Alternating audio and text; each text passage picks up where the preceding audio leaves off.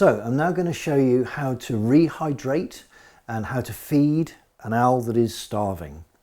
And in order to do this, it's much easier if you first wrap the bird up. It enables you to do it on your own, and it also makes sure the bird doesn't get any broken feathers during the process of being handled. So we've picked the owl up. This is an owl in our care. You can see its face is discoloured because it's been washed following hand feeding. So it's absolutely crucial to get the wrapping right, and it makes the whole job much easier. So basically we've laid out a hand towel, we've folded over the edge. We keep the bird's legs absolutely straight behind it, like that. Okay, now the crucial thing about wrapping an owl in a towel is to make the first wrap really tight, because that's going to hold the legs down. So go through one rotation with the owl and then pick it up by the legs and then loosely wrap the towel around the rest of the bird like that. Now it can't bring its legs up, and you can gently hold it like this. Now you've got both hands free, so you can medicate it, you can tube it, or you can feed it, you can do whatever you like. You've got both hands free. So as well as the towel, you need some slightly warm water, perhaps some glucose, or if you haven't got that, a little bit of sugar, and some meat, some fresh food to get into the bird. This bird is starving and it's dehydrated. It's not going to survive unless we get fluid and food into it. Don't just put it in a box and expect it to drink or eat. That's just not going to happen. And one of the things you might have to hand is a child's paintbrush. This is the safest way to get fluid into an owl, particularly if you're inexperienced. I've mixed up some warm water with some glucose. The water is the most important thing of all.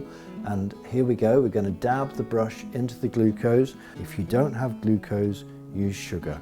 So I'm just holding the upper mandible, I'm holding the beak open with my other fingers, and this child's paintbrush, you just touch it into the back of the open gape like that, so the fluid is running in. You really can't do any harm like that, and wait for the bird to swallow. There we are, there's the swallowing action, which is fantastic. So you just repeat that over and over again. It's a very slow method of getting the liquid in, but it's very, very safe. You're going to be there for a good 10-15 minutes doing that in order to get in 3, maybe 4 mils of liquid. We can get it in quite a lot faster if you've got a tiny little syringe like this. This is a 1 mil syringe. Same thing, very safe, because we're only putting drips into the open gape.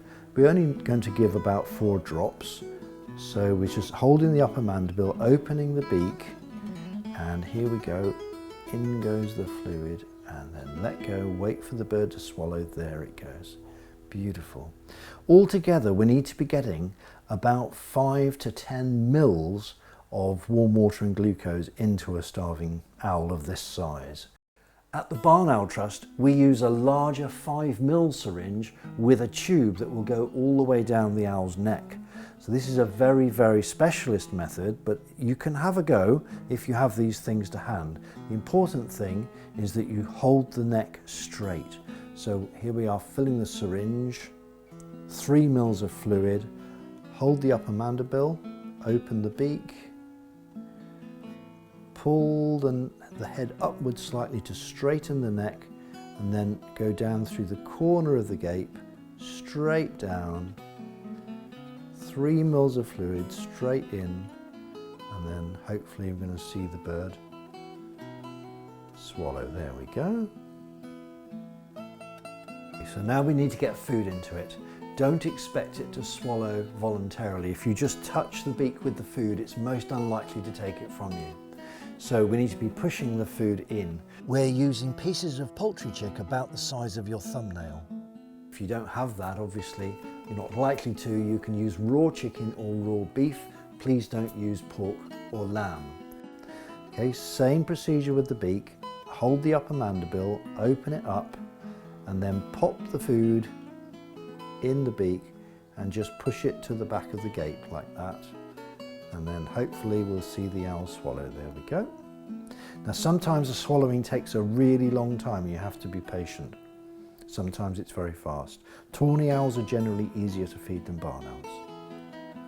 Give it a few seconds for that to go down the neck. You don't want to rush. Then we're going to start the same procedure all over again. Another piece of food, hold the upper mandible, open the beak, pop the food in, push it to the back of the gape, and there. So the amount of food we need to get into it initially would be about the same amount that you would use to fill a small matchbox. Do that 2-3 times a day with the fluid and you can save its life.